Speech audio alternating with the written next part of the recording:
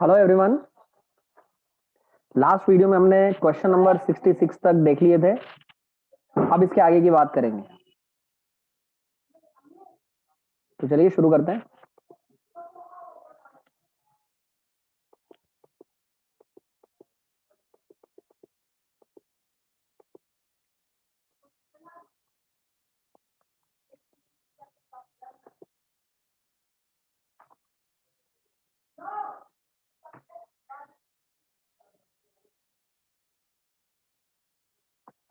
Question number 67, under companies registration office and fees rules 2014, every foreign company shall file with the registrar of companies along with the financial statement in form number dash which belongs to the list of all the places of business established by the foreign company in India।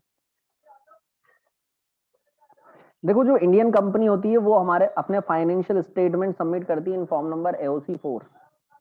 Foreign company के लिए वो form होता है आपका FC for foreign company, form number होता है आपका 3। ठीक है, इसके बाद अगला क्वेश्चन एथिक्स से related. Business ethics are needed to create a faith about the quality, quantity, price etcetera of product. The customer have more trust and faith in the businessman who follows ethical rules. The, they feel that such businessman would not cheat them. Which one of the following is appropriate of it? Question बोल रहा है कि quality माल देता है, quantity माल देता है, price ठीक रखता है, यानी कि ये क्या कर रहा है? इन सारी बातों से क्या हो रहा है? Safeguarding consumers right, improve customer confidence, survival of business, consumer movement. देखो, सबसे पहली जो बात आती है वो आती है कि मैल प्रैक्टिस नहीं होगी। पहला पॉइंट जो आता है वो होता है कि अगर हम इन चीजों को फॉलो करेंगे, हम इनको तभी फॉलो करेंगे जब हम मैल प्रैक्टिस नहीं कर रहे होंगे। मैल प्रैक्टिस मतलब खराब क्वालिटी का माल देना, घटिया क्वालिटी का माल देना, या फिर कम क्वांटिटी में माल देना, प्राइस ज्यादा ले लेना। ठीक है, तो ये सारी चीजें अगर हम नहीं करेंगे, इसका मतलब हम मैल प्रैक्टिस को रोक रहे हैं। मैल प्रैक्टिस को रोक रहे हैं यानी कि हम मैल प्रैक्टिस नहीं कर रहे हैं, तो ऑटोमेटिकली कस्टमर का कॉन्फिडेंस हमारे ऊपर से इंप्रूव होगा। और इसके बाद की फिर सारी बातें आ जाएगी कि safeguarding consumer right, survival of business, consumer movement नहीं होगा। लेकिन पर्टिकुलर जो point related to quantity, quality, price है, उससे कस्टमर का कॉन्फिडेंस जो है वो हमारे ऊपर बढ़ेगा कि हाँ, इस पर्टिकुलर शॉपकीपर के यहाँ चले जाओ, बहुत अच्छी क्वालिटी का माल मिलेगा, अच्छी क्वांटिटी में मिलेगा, प्राइस भी ज्यादा नहीं लेगा। तो आंसर क्या होगा हमारा? Improve customer confidence. Holder of public office should not place themselves under any financial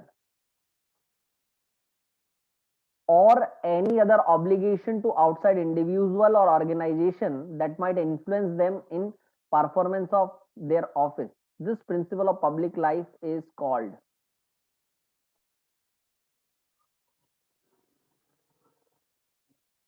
holder of public office जो है किसी फाइनेंशियल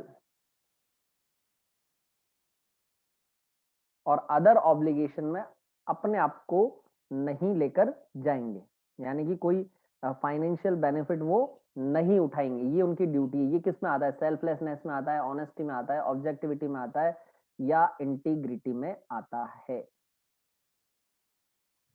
देखो, यहाँ पर्टिकुलर अमाउंट की बात नहीं हो रही है, यहाँ बात हो रही है कि वो पर्सनल बेनिफिट्स नहीं उठाएगा, इंडिविजुअल बेनिफिट्स नहीं उठाएगा, यानी कि वो पूरी ईमानदारी के साथ काम करेगा, integrity. There are many types of ethical conflict in the business place, office place, workplace, public place। ये बिजनेस एथिक्स से रिलेटेड मामला है। जहां काम हो रहा है वहां की बात कर रहे हैं।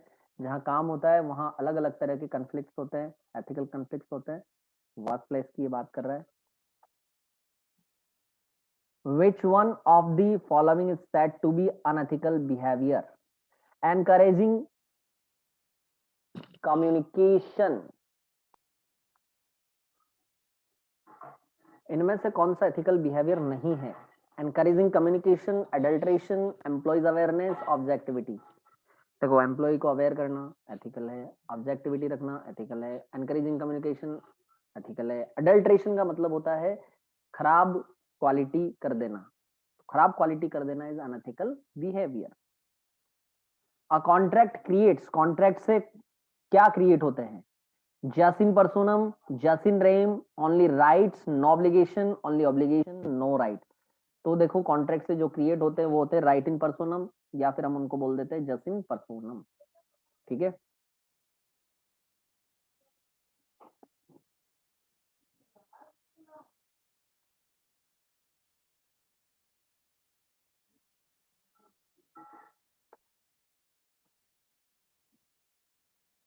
Provisions of EPF and MP Act 1952 are applicable to cinema theater employing 10 or more persons, 20 or more persons, 5 or more persons, 15 or more persons। थोड़ा सा टिपिकल क्वेश्चन है। देखो जो मॉड्यूल में गिवन है और जो हमने पढ़ा है उसके हिसाब से तो लिमिट जो है वो गिवन है आपकी 20 और मोर पर्सन। ठीक है। लेकिन डिफरेंट केस लॉज में सिनेमा थिएटर के लिए लिमिट जो डिसाइडेड की है इन्होंने वो की है 5 और मोर पर्सन। ये हमारे मॉड्यूल में नहीं दी हुई है, लेकिन ये लिमिट हमें याद रखनी है 5 और मोर पर्सन सिर्फ, और ये सिर्फ किसके लिए है? सिनेमा और थिएटर के लिए। ठीक है। In the absence of partnership agreement, the partner has right to avail interest on advance paid to partnership firm। Advance में इंटरेस्ट ले सकते हैं। Right to avail interest on advances paid to partnership firm provided there is profit। No right to avail interest on advances, right to avail interest on advances even after dissolution of firm। क्या answer आएगा बताइए?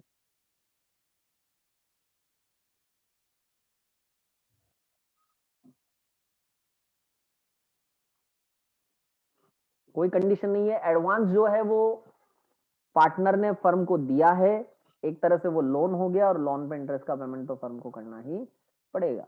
Answer हो जाएगा ए। A person who is employed by the seller to raise the price by fictitious bid, unnecessary bid लगा रहा है, फर्जी bid लगा रहा है, such person is known as, बहुत बार हमने पढ़ा हुआ है, क्या बोलते हैं हम इसको? ऑफर।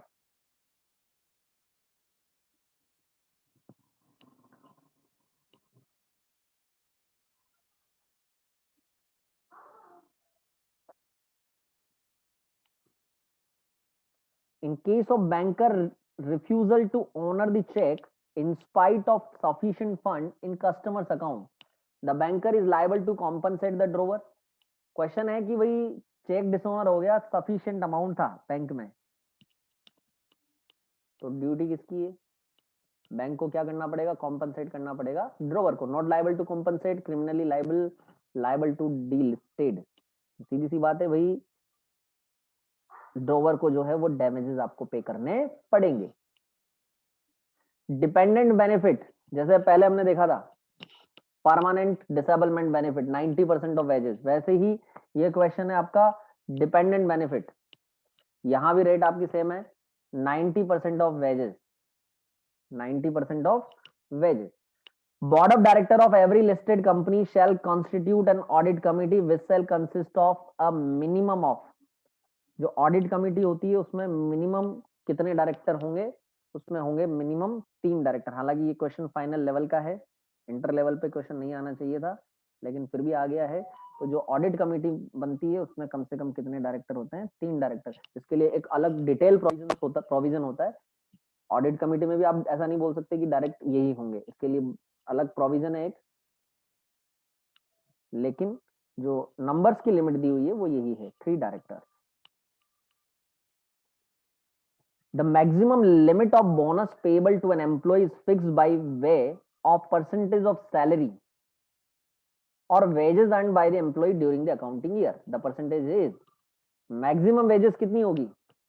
मैक्सिमम लिमिट ही पूछ रहा है ना, कितनी होगी? मिनिमम हमने देखा था 8.33, मैक्सिमम 20%।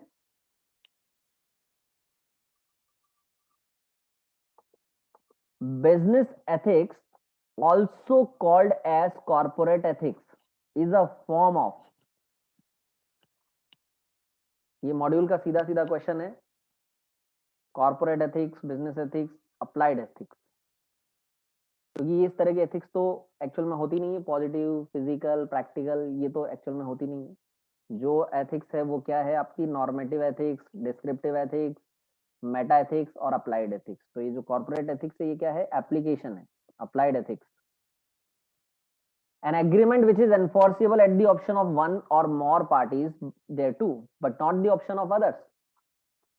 सबको आ गया होगा इसका आंसर, ये voidable contract है। डेफिनेशन ही एज इट इज आपको दे दी है। Which of the following agency is irrevocable under the Indian Contract Act 1872। कौन सी ऐसी एजेंसी है जो इररिवोकेबल है, तोड़ी नहीं जा सकती है? Agency for fixed period, fix period वाली एजेंसी ऑटोमेटिक खत्म हो जाएगी। एजेंसी फॉर सिंगल ट्रांजेक्शन, एक ट्रांजेक्शन हुआ खत्म हो जाएगी। Agency coupled with interest, agency coupled with interest जिसमें इंटरेस्ट जुड़ा हुआ है पार्टीज का, जिसमें पार्टीज का इंटरेस्ट जुड़ा हुआ है। और कंटिन्यूइंग एजेंसी, कंटिन्यूइंग एजेंसी में नोटिस देकर इसे खत्म किया जा सकता है। इरिवोकेबल जो एजेंसी है वो है इंटरेस्ट से जो की हुई है, अपने खुद के इंटरेस्ट जिसमें है, ऐसी एजेंसी जो है वो कौन सी है, irrevocable.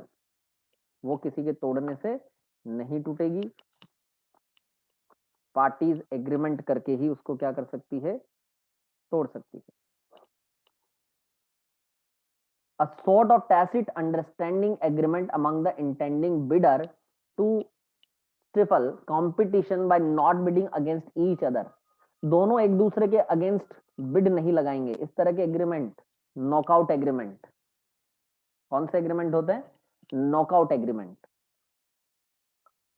When an instrument is drawn conditionally or for a special purpose as a collateral security, मैंने बताया था आपको कोलेट्रल सिक्योरिटी के लिए लिखा गया इंस्ट्रूमेंट कौन सा इंस्ट्रूमेंट होता है, escrow instrument.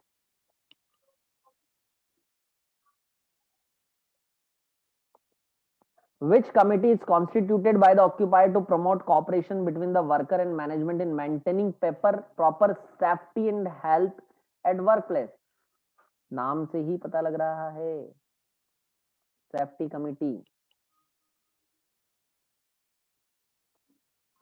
Under Payment of Bonus Act 1965, in disputed case, bonus must be paid within 1 month। एक महीने के अंदर अंदर पे हो जाना चाहिए जब वो अवार्ड किया है।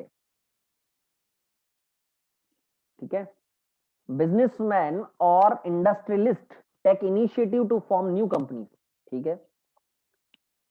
Their main function is to manage the company after it promotion. They are known as, क्या बोला जाता है उनको, तो क्या बोला जाता है, जो कंपनी बनाते हैं उनको क्या बोला जाता है, प्रोमोटर्स। प्रोमोटर्स कौन से, particular promoter, occasional promoter, professional promoter, general promoter. देखो पर्टिकुलर प्रोमोटर कोई होता नहीं है, ओकेजनल प्रोमोटर कोई होता नहीं है। प्रोफेशनल प्रोमोटर वो होते हैं जो प्रोफेशनली जुड़े होते हैं, chartered accountant, cost accountant, company secretary, तो वो नॉर्मली क्या होता है, प्रमोटर होता है। तो ये आपका आंसर, अलग अलग तरह से ये दे देते हैं कुछ भी वर्ड, कोई प्रॉब्लम नहीं है, हमने इसका आंसर निकाल लिया है। The study of ethics can be divided into 4 operational areas, namely meta ethics, normative ethics, descriptive ethics and अभी जस्ट बताया था मैंने थोड़ी देर पहले, applied ethics। In social agreements usual presumption, social agreement की यूजुअल प्रिजम्पशन क्या होती है, क्या पार्टीज का इंटेंशन लीगल रिलेशन बनाना होता है? सोशल एग्रीमेंट में जनरली लीगल रिलेशन बनाना इंटेंशन नहीं होता। That parties do not intend to create social relation, ये तो गलत है, सोशल रिलेशन बनाना तो उनका इंटेंशन होता है। Parties intend to perform them, performance की तो बात तब आएगी जब ये कॉन्ट्रैक्ट होगा। That parties do not intend to make legal and social intention relation, that the parties do not intend to create legal relation between them। parties का intention legal relation बनाने का नहीं होता, ये presumption हम जनरली मान के चलते हैं। In a sale of goods, the doctrine of caveat emptor will not apply when there is uses of trade। Custom की अगर बात हो रही है तो फिर अप्लाई होगा क्या, consent by fraud, buyers error of judgement, merchantable quality. Question है, doctrine of caveat emptor will not apply. कब अप्लाई नहीं होगा, यानी कि बायर को कब सावधान रहने की जरूरत नहीं है, कब अवेयर रहने की जरूरत नहीं है।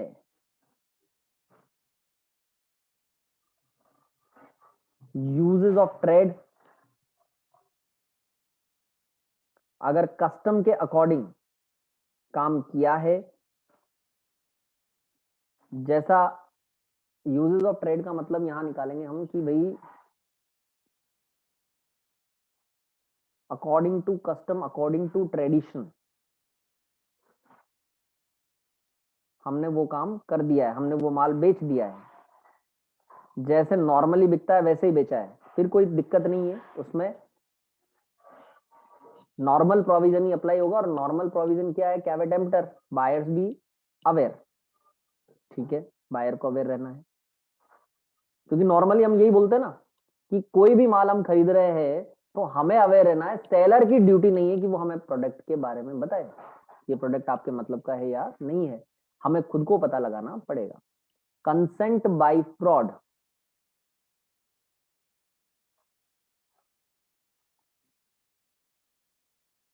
Buyers error of judgement,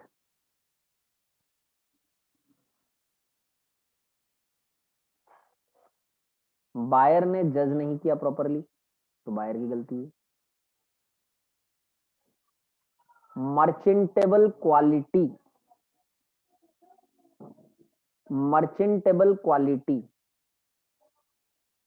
quality से रिलेटेड इंप्लाइड कंडीशन नहीं होती है, ये हमने देखा था।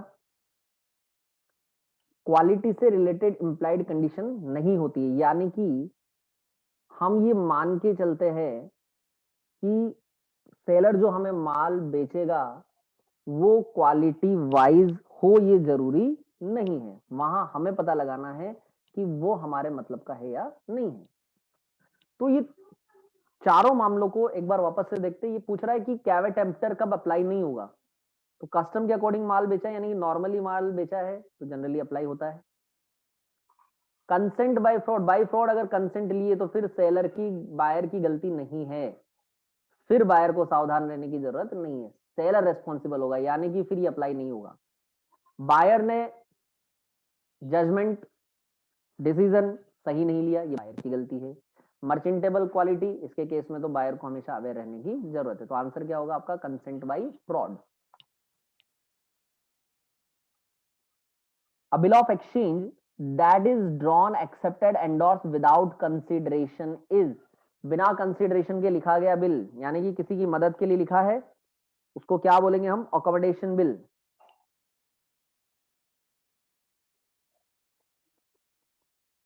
Under industrial dispute act, appropriate government में require to constitute a workman committee on any day in the preceding 12 month where an industrial establishment employees। ये क्वेश्चन थोड़ा सा हटके है मॉड्यूल से थोड़ा सा, तो इसका जो आंसर आपको याद रखना है वो है 100 और मोर वर्कर्स, क्योंकि इंडस्ट्रियल डिस्प्यूट एक्ट हमारे कोर्स में नहीं है। Employees state insurance act 1948 is applicable to, ESI act किस पर एप्लीकेबल होता है, all factories including factories belonging to government and seasonal factories,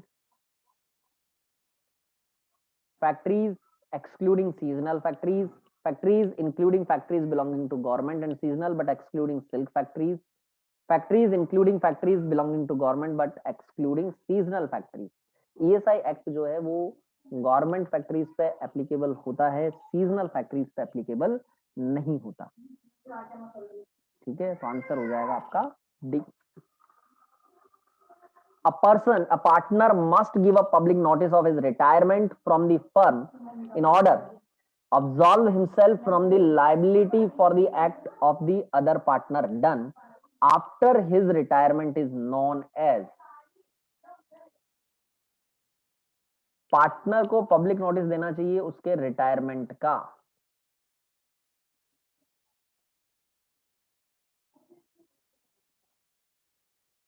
कौन से पार्टनर को?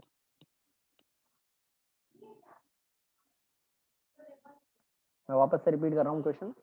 A partner must give a public notice of his retirement from the firm in order absolve himself from the liability for the act of the other partner done after his retirement is known as dormant partner, ostensible partner, nominal partner, partner by as। देखो, dormant partner जो sleeping partner होता है उसको notice देने की जरूरत नहीं है। ऑस्टेंसिबल पार्टनर और नॉमिनल पार्टनर ये दोनों एक जैसे ही होते हैं, नाम के लिए पार्टनर, नाम मात्र के पार्टनर। तो ये तो जब जाएंगे अपना नाम लेके जाएंगे। पार्टनर बाय एस्टोपल, ये जब तक नजर आ रहा है तब तक पार्टनर है, इसके नोटिस की जरूरत नहीं है। नोटिस की किसकी जरूरत है? नोटिस की जरूरत है एक्टिव पार्टनर की। तो इसमें जो ऑप्शन आपको गिवन ही नहीं है, क्वेश्चन आपका ये काट देना इसको।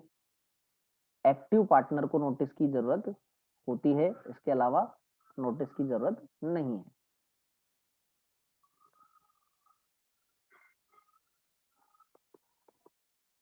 A prospectus which does not have complete particulars on the price of securities offered and the quantum of securities offered by the company is known as। कुछ बातें बताई जाती है, कंप्लीट बातें नहीं बताई जाती। ऐसा कौन सा प्रोस्पेक्टस है? Statement in Leo prospectus, red herring prospectus, deemed prospectus, shelf prospectus. तो ये है आपका रेड हेरिंग प्रॉस्पेक्टस, जिसको क्या नाम दिया था हमने? ट्रेलर। पिक्चर अभी बाकी है मेरे दोस्त। Question number 96, the crucial step in understanding business ethics is establishing code of ethics, code of ethics banana, learning to recognize ethical issues, having efficient operation, implementing strategic plan। देखो, इनको बनाना, इनको apply करना, इनको इम्प्लीमेंट, प्लान बनाना, ये कोई बड़ी बात नहीं है। लेकिन बिजनेस एथिक्स में एथिकल इश्यूज को पहचानना, क्योंकि एथिक्स जो है वो हर पर्सन के लिए अलग अलग होते हैं। एथिकल इश्यूज को रिकॉग्नाइज करना वो एक क्रूशियल स्टेप की मानी जाती है, वो एक क्रूशियल स्टेप इन्होंने बताई है।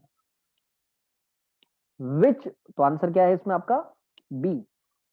Which of the following reason is applicable for unethical business practice?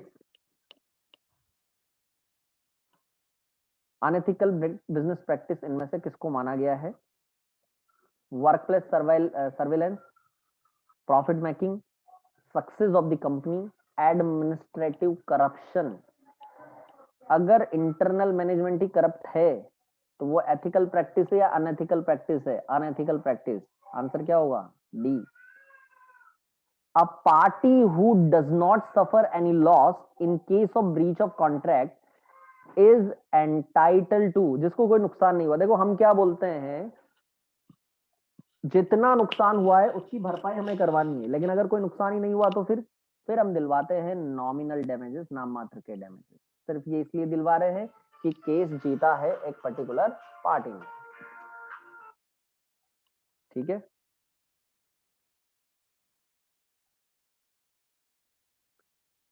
If part of contract is illegal, एक कॉन्ट्रैक्ट इलीगल है, then the whole contract will be, पूरा कॉन्ट्रैक्ट क्या होगा?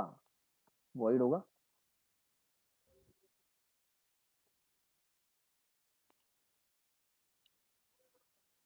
In which the following cases the claim of quantum meruit rise? Quantum meruit arise, इनमें से कौन से case में क्वांटम मेरिट जो है वो अराइज होगा? जितना काम उतना दाम, pay as much as you earn, where there is no breach of contract, breach of contract ही नहीं है तो अराइज ही नहीं होगा क्वांटम मेरिट, क्योंकि ये रेमेडी कौन से केस में है? ब्रीच ऑफ कॉन्ट्रैक्ट के केस में ही तो रेमेडी है क्वांटम मेरिट की। When a contract is discovered to be valid, अगर कोई कॉन्ट्रैक्ट वैलिड है तो पूरा कंप्लीट होगा, क्वांटम मेरिट की डिमांड नहीं होगी। Where something has been done non gratuitously, आपने अपनी मर्जी से काम किया है, वॉलंटरी काम किया है, तो आप डिमांड नहीं कर सकते हो क्योंकि आपने कुछ पाने के लिए काम नहीं किया है। Where the contract is divisible, जहां कॉन्ट्रैक्ट को अलग किया जा सकता है, अमाउंट निकाला जा सकता है उसके लिए, तो फिर जितना काम किया है उतना आपको पेमेंट करना पड़ेगा।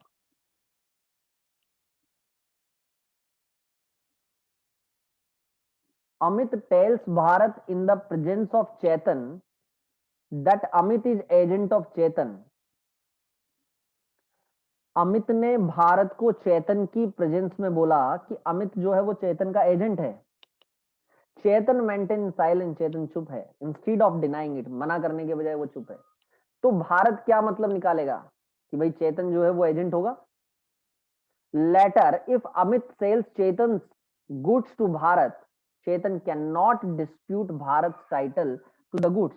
This is example of simple, आपने दिखा दिया सामने वाला एजेंट है, यानी कि sale by estoppel. An act to dissuade the intending buyer from bidding or from raising the price by pointing out defect in the goods or by doing some other act which prevents person from forming a fair estimate of the price of the goods is known as। हम बोल रहे कि कोई भी जो bidder है वो price नहीं बढ़े, इसके लिए वो उस गुड्स के पॉइंट आउट डिफेक्ट कर रहा है, कुछ अदर काम कर रहा है, भड़काने वाले काम कर रहा है, तो ऐसी सिचुएशन को क्या बोला जाता है? इसको बोला जाता है dumping. If a minor draws, endorse, delivers and negotiates an instrument, such instrument binds। Minor देखो ये सारे काम कर सकता है, बस माइनर के ऊपर ऑब्लिगेशन नहीं आता है, तो माइनर जो है वो सारी पार्टीज को बाइंड कर सकता है, अपने आप को नहीं कर सकता। All parties to the instrument in excluding minor, answer हो जाएगा आपका सी।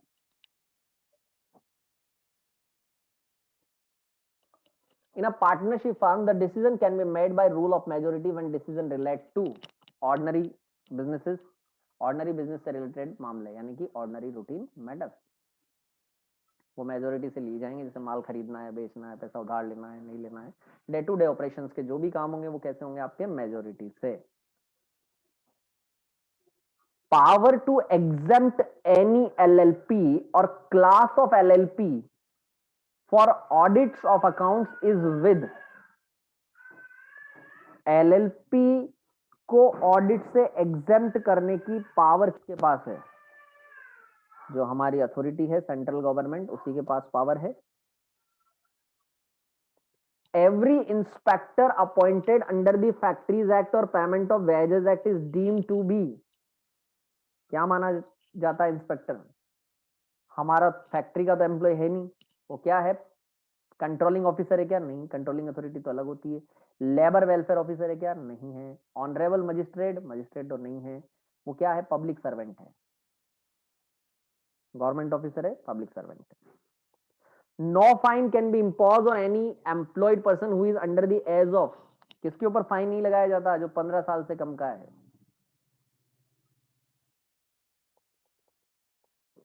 Question number 108, in case of employee covered under the ESI, the accident report shall be sent in dash to local office of ESI to which the company is attached। Form number कौन सा है इसके लिए? Form number है आपका 16।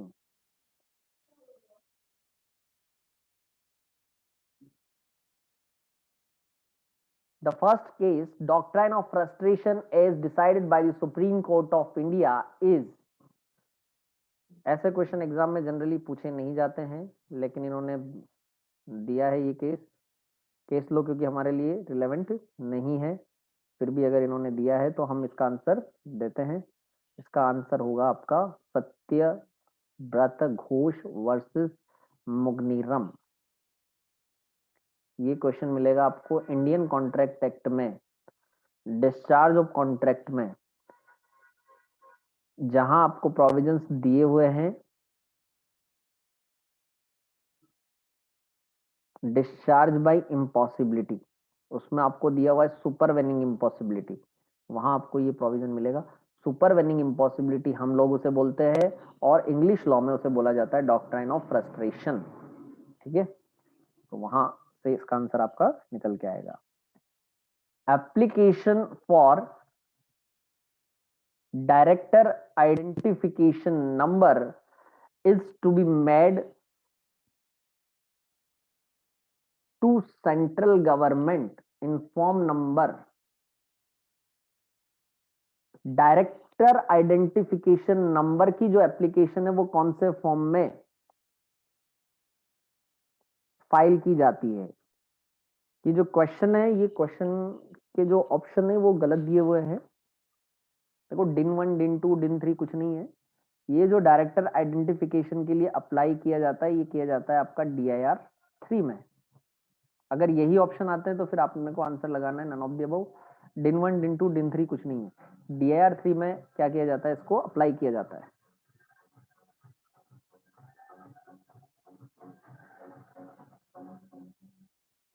Business ethics is based on well accepted. अच्छा, business ethics कहां से आई है? सोसाइटी से, मॉरल से। तो सोशल और मॉरल वैल्यूज को मिलाकर ही क्या बनी है business ethics, moral and social values पे ही ये क्या है आपकी बेस्ड है।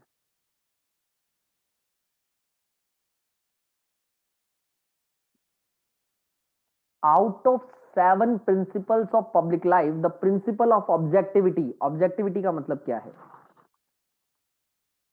Holder of public office should take decision solely in terms of the public interest in carrying out public business including making public appointments। holder public office should make choices on merit। objectivity रखनी है, pressure में नहीं आना है किसी पे। Holder of public office are accountable for their decision action to public, ये आपका ऑप्शन जो है वो अकाउंटेबिलिटी से रिलेटेड है, जवाबदारी से रिलेटेड है। Holder of public office should be as open as possible about all the decisions and actions, ये आपका ओपननेस से रिलेटेड ऑप्शन है। तो आंसर क्या आएगा ऑब्जेक्टिविटी के लिए? आंसर हो जाएगा आपका B. Who is responsible for ethical behaviour, ये आपका क्वेश्चन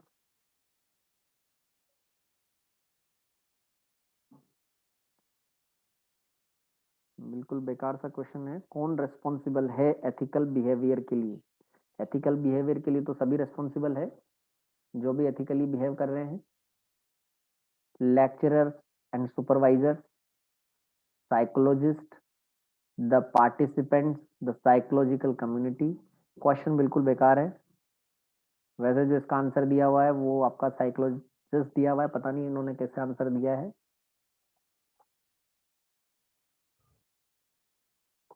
तो बेकार क्वेश्चन है बिल्कुल। The 3 C's of business ethics are, business के 3 C क्या है? Commitment, contribution and consequences, compliance, contribution and consequences, compliance, custom and contribution, code, compliances and contribution. देखो 3 C क्या है? कंप्लायंस, कंट्रीब्यूशन एंड कंसिक्वेंसेस, ये बिजनेस में 3 C's के नाम से जाने जाते हैं।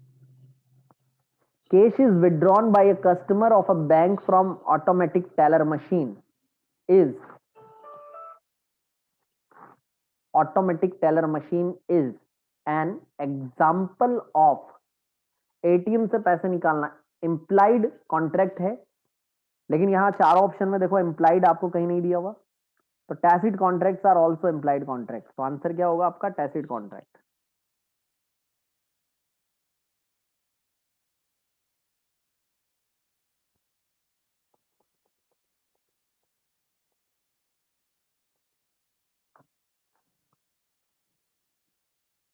Next, which of the following is not implied condition under the sale of goods act, इनमें से कौन सी इम्प्लाइड कंडीशन नहीं है? Sale by description implied condition है, सेल बाय डिस्काउंट प्राइस ऐसा तो कुछ था नहीं, सेल बाय सैंपल, सैंपल के अकॉर्डिंग माल बेचा जा सकता है, सेल बाय क्वालिटी और फिटनेस, ये सब आपके इम्प्लाइड कंडीशन में थे। डिस्काउंट प्राइस वाला मामला कहीं नहीं था, तो ये आपके इम्प्लाइड कंडीशन नहीं है। आंसर क्या होगा? बी।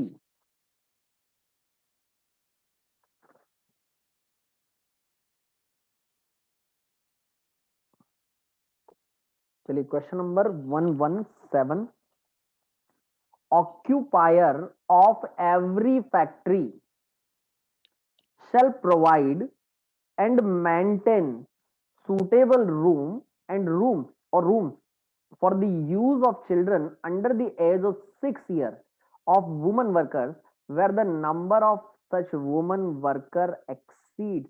देखो ये किसकी बात कर रहे हैं? ये बात कर रहे हैं क्रैशेस की। और क्रैशेस कब रखे जाते हैं? जब 30 से ज्यादा वुमेन वर्कर्स क्या कर रही हो? काम कर रही हो। तो आंसर क्या होगा आपका? 30 सी। Examine as to which of the following payment form part of salary under the provision of payment of bonus act। इनमें से कौन सा जो है वो सैलरी का पार्ट होता है? तो देखो, ट्रैवलिंग अलाउंस, कमीशन और सैलरी में वैसे कवर जो होता है वो होता है आपका जो बेसिक सैलरी होती है, डियरनेस अलाउंस होता है। स्पेसिफिकली ट्रैवलिंग अलाउंस को उसमें से क्या कर दिया जाता है? अलग कर दिया जाता है। एक्स्ट्रा बेनिफिट्स जो मिलते हैं वो उसमें से अलग कर दिए जाते हैं। तो बोनस में सैलरी का मतलब सैलरी और DA. Under payment of wages act 1960 1963 63 नहीं 36 है ये। In any factory in which 1200 persons are employed, wages must be paid।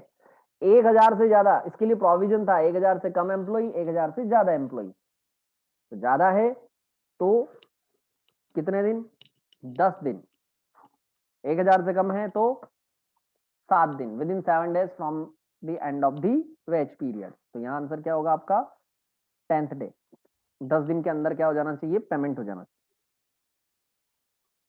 The Employee Provident Fund Act 1952 is applicable to every establishment mentioned in Schedule 1 and employed। देखो general provision की बात कर रहा है, और जनरली जो पीएफ एक्ट होता है वो 20 या उससे ज्यादा पर्सन होने पर आपका एप्लीकेबल हो जाता है। The employer and employ share of contribution of ESI fund is. कितना कंट्रीब्यूशन करता है होता है एम्प्लॉयर का और एम्प्लॉय का? एम्प्लॉयर का 4.75 और एम्प्लॉय का 1.75।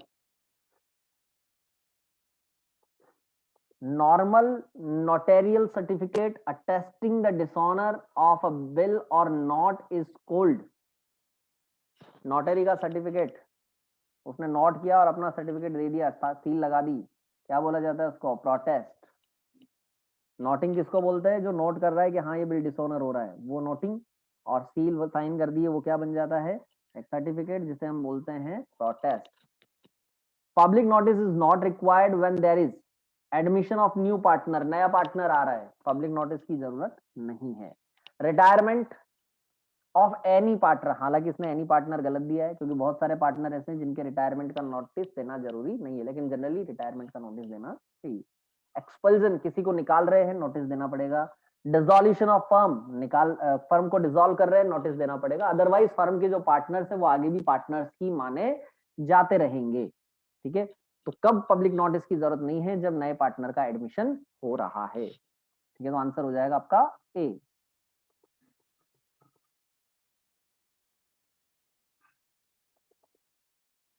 A LLP shall file an annual return duly authenticated with the registrar within dash closure of financial year under LLP Act 2008। Annual return कितने दिन के अंदर फाइल करना है? 60 दिन के अंदर। इसकी लिमिट 60 डेज है। विद इन 60 डेज जो है वो आपको एनुअल रिटर्न फाइल करना है। जैसे कंपनी के केस में होता है with in 1 month. The board of director, लेकिन कंपनी के केस में जो फाइल करने की डेट होती है वो होती है एजीएम से काउंट होती है। ठीक है, यहाँ क्या है? फाइनेंशियल ईयर एंड से काउंटिंग है। द बोर्ड ऑफ डायरेक्टर में appoint additional directors from time to time if so authorise. किसने ऑथोराइज किया हो? आर्टिकल्स ने ऑथोराइज किया हो तो एडिशनल डायरेक्टर्स अपॉइंट किए जा सकते हैं। business ethics are gaining importance because of smooth functioning, good image, the growth of consumer movement, increasing profit. जब आप ये पॉइंट देखेंगे नीड फॉर बिजनेस एथिक्स, तो वहां एक पॉइंट आता है आपका ग्रोथ ऑफ कंज्यूमर मूवमेंट। वहां स्पेसिफिकली मेंशन किया हुआ है कि business ethics are gaining importance because of the growth of consumer movement. जो एथिकली बिहेव कर रहे हैं लोग उनकी तरफ अट्रैक्ट हो रहे हैं, अनएथिकल बिहेवियर वाले लोगों से वो दूर जा रहे हैं। ठीक है, which of the following statement is correct about business ethics? इनमें से कौन सा स्टेटमेंट जो है वो करेक्ट है? Social responsibility and business ethics are considered different concept. देखो वैसे देखा जाए तो सोशल रेस्पॉन्सिबिलिटी और बिजनेस एथिक्स अलग अलग कंसेप्ट नहीं, अलग अलग चीजें जरूर है लेकिन कंसेप्ट अलग नहीं। पहले हमने सोसाइटी में एथिक्स को फॉलो किया, फिर हम उसको बिजनेस में लेकर आए। Making higher profit should be the main objective of a business, बिल्कुल सही बात है।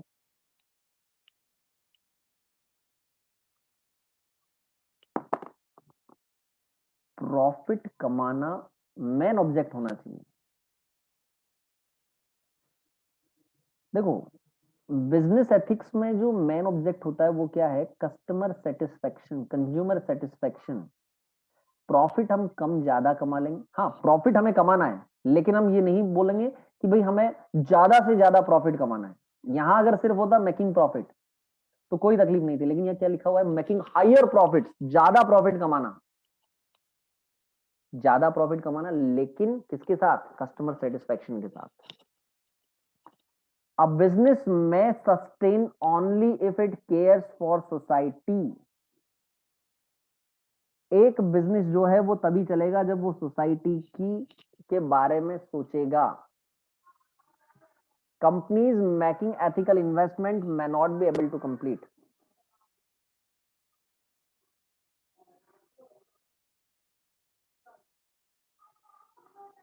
इनमें से कौन सा स्टेटमेंट बिजनेस एथिक्स के लिए सही है? देखो पहले वाला मैंने बता दिया, ये आपका बिल्कुल यहां फिट नहीं हो रहा है। दूसरा 100% ये ठीक नहीं है। थर्ड, मैं sustain only if it care society. देखो बिजनेस तभी चल, बिजनेस किससे है? हम लोगों से है, और हम लोग क्या है? सोसाइटी है। हम है तो बिजनेस है, हम नहीं तो बिजनेस नहीं। ये बात बिल्कुल ठीक बैठती है। Companies matching ethical investment may not be able to complete।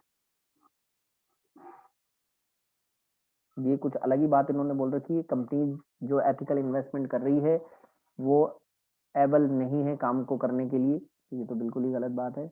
Answer क्या है आपका? सी। Holder of public office should take decisions solely in terms of the public interest. This principle of public life is called, public interest में काम करे, यानी कि अपने बारे में नहीं सोचना है। क्या चीज है ये? सेल्फलेसनेस।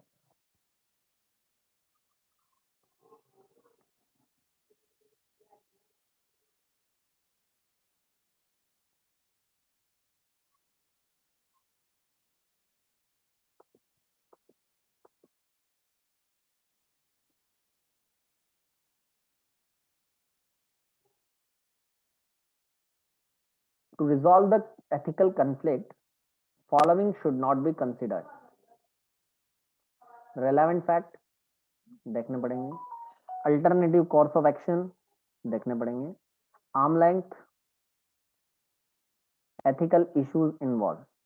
आर्म लेंथ वर्ड जो दिया हुआ है वो एक जनरली प्राइस से रिलेटेड। देखो आर्म लेंथ का मतलब जो होता है वो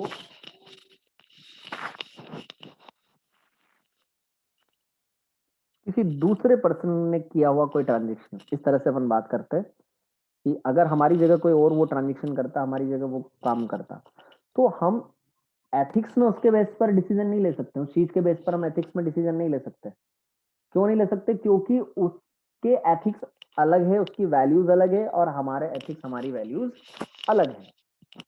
ठीक है, तो जब हम एथिकल कॉन्फ्लिक्ट्स को रिजॉल्व करने की बात करेंगे तो किसी दूसरे पर्सन की वैल्यूज को काम में नहीं ले सकते, उनको बोलते हैं अपन आर्म लेंथ वैल्यू, इसको अपन काम में नहीं लेंगे, तो आंसर ये होगा आपका C. Which one of the following is not a quasi contract? Claim for necessary supplied, बिल्कुल क्वासी कॉन्ट्रैक्ट में आता है। Reimbursement of person paying money by another in payment of which he is interested, interested person ने अगर payment किया है वो भी आपका इसमें आता है। Uncertainty and fruitfully of the event to which it is related, ये आपका क्वासी कॉन्ट्रैक्ट में कवर नहीं होता है। फाइंडर्स ऑफ गुड्स, ये भी आपका क्वासी कॉन्ट्रैक्ट में कवर होता है, तो आंसर क्या होगा आपका सी, ये आपका क्वासी कॉन्ट्रैक्ट में नहीं है। विच one of the following is the subject matter of contract? इनमें से कौन सा सब्जेक्ट मैटर है कॉन्ट्रैक्ट में? एग्जिस्टिंग और future goods, goods perishing before making contract, goods perishing before sale but after agreement to sale, or any of the above। देखो इनमें से तो सारे गुड्स जो है वो सब्जेक्ट मैटर में आते हैं, तीनों कंडीशन हम देख चुके हैं, तीनों पे क्या क्या मामला होता है वो तीनों अपन देख चुके हैं, तो any of the above. One of the following is not a negotiable instrument, identify the same, इनमें से कौन सा नेगोशिएबल इंस्ट्रूमेंट नहीं है? नजर आ रहा है साफ साफ, share certificate, answer is a. बाकी बिल ऑफ एक्सचेंज, चेक और promissory note is negotiable instrument, ठीक है।